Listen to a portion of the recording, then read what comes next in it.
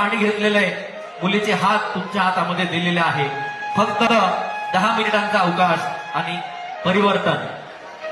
हे कशाचं परिवर्तन आहे? ज्या दिवसापासून मुलीचा जन्म झाला त्या दिवसापासून तर वयाच्या 5 वर्षापर्यंत हे लेकरू कशासाठी रडत आहे हे सुद्धा त्या आई वडिलांना समजत नाही. मग पुढचा क्षण येतो, लेकराला पहिलं घेतलेलं दप्तर, पहिली घेतलेली चप्पल, शाळेतला पहिला ड्रेस, हे सर्व पहिलं करताना हाक मारली असेल बाबा, आई, तो क्षण म्हणजे कन्यादान.